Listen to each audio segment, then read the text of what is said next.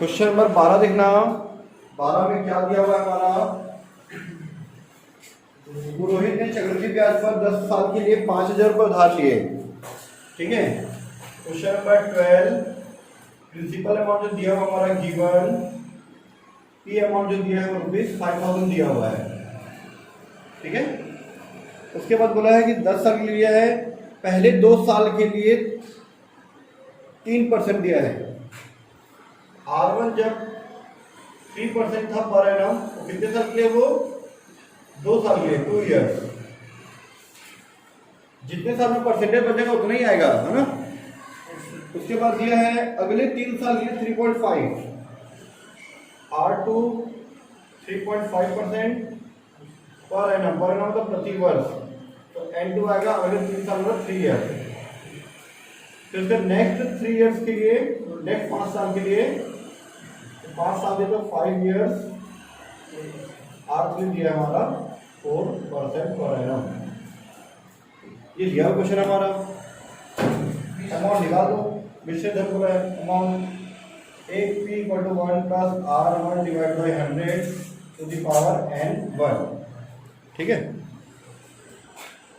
1 + R2 / 100 N2, 1 + R3 / 100 N3, जो कि हमारा बस इस फॉर्मूले में मान रखना है और हम लोगों को सॉल्व करना है। ठीक है। तो चलो सॉल्व करते हैं हम इसको। A =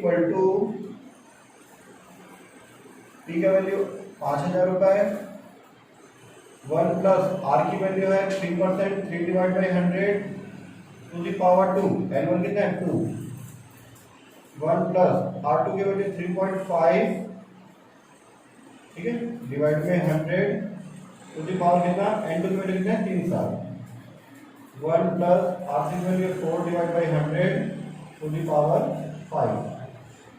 clear. A = 5,000, 1 + 3 को 100 से डिवाइड कर 0.03 पावर में 2, उसको से डिवाइड कर तो 0.035 पावर में 3, 1 + 0 इसको से 0.04 पावर में 5। A = 5,000 इंटू 1.03 की पावर में 2, 1.035 की पावर में 3, है ना, 1.04 की पावर में 5। अब इसका निकालो, इसका निकालो, इसका निकालो और 5,000 से मल्टीप्लाई कर दो। ठीक है। 5,000 इंटू इसका जाएगा 1.0609 आएगा क्या, अपने मन से क्यों देख लेना है एक बार। इसका आएगा 1.21 समथिंग आएगा, चेक कर लेना। तो मैं ही बता रहा हूँ, यहाँ पे लाइट थोड़ा सा चमक रहा था, मैं इधर बता रहा हूँ। ठीक है। पीछे में A = 5,000, ये 5,000 हो गया। ठीक है। 1.03 का 1.03 इंटू 2 किया मैं तो 1.0609, इसका करेंगे तो 1.035 इंटू 2 3 108717 इंटू इसका कर लो 1.04 इंटू 2 3 4 5 1.21665 चारों को मल्टीप्लाई कर दो, आ जाएगा A का आंसर। A = 10877 इंटू 1.0609 इंटू 5,000, यार हमारा 7155.36 दिया हुआ। ठीक है।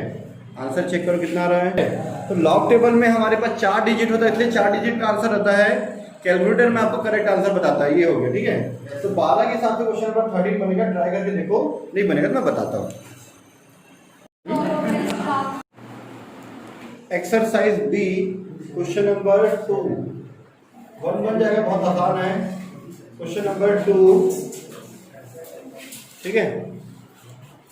एक्सरसाइज B क्वेश्चन नंबर 2 क्या क्या दिया हुआ देख लो, आपका गिवन दिया हुआ है, पी दिया हुआ क्वेश्चन में, आर दिया हुआ है, एन दिया हुआ है, तीनों चीजें हमको दिया हुआ है। 12 दिया है 26,736 रुपीज, 16% पर एनम प्रति वर्ष, है ना, या वार्षिक। और समय दिया है 3/4 वर्ष। ठीक है,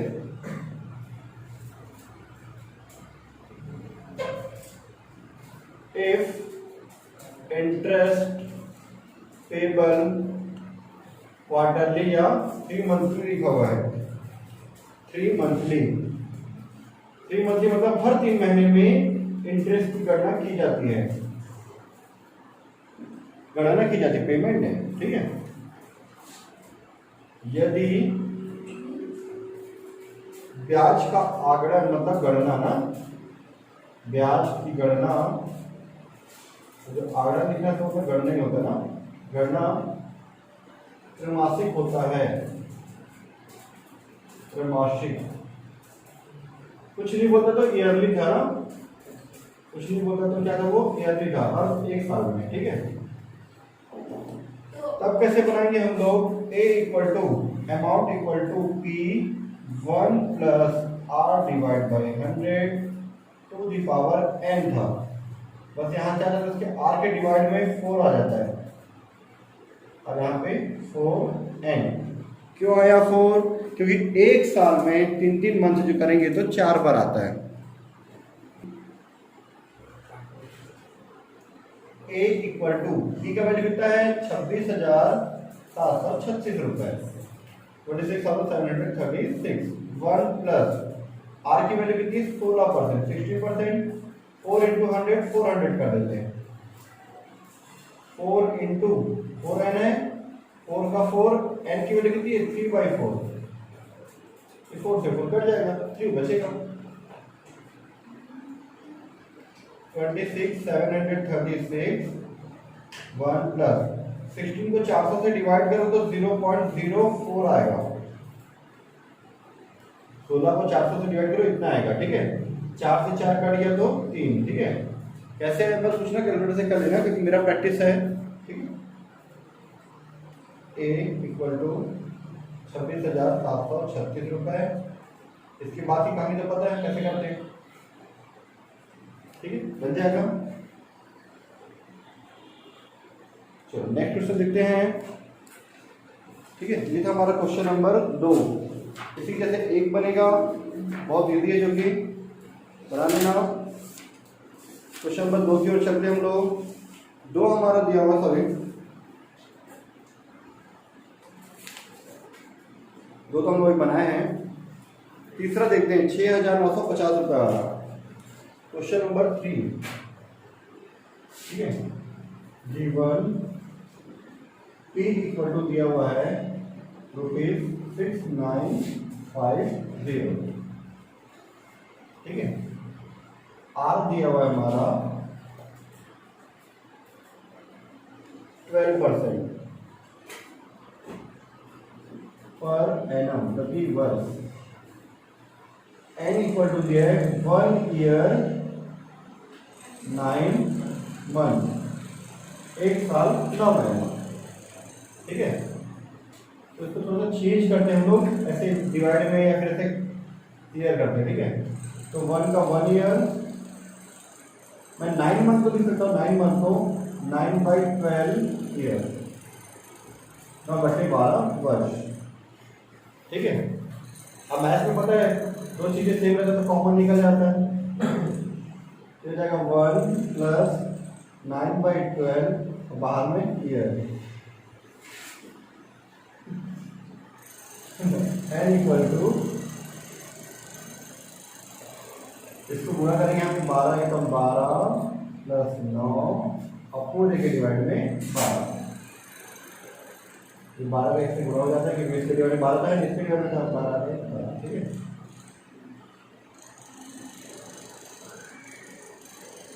n equal to 21 divide by 12। वैसे हम इसको यहीं पे छोटा कर सकते थे, भूल के छोटा करना तो इधर कर लो, कोई दिक्कत नहीं है।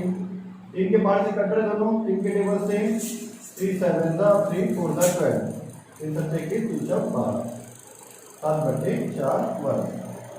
अभी 7/4 जो है 3/4 के जैसे है, यहाँ भी 4 कट गया था, यहाँ पे भी 4 कट गया था, वहाँ भी कट जाएगा, तो बन जाएगा A = P 1 + R / 4 × 100 / पावर में 4n। ठीक है, बना देना ना।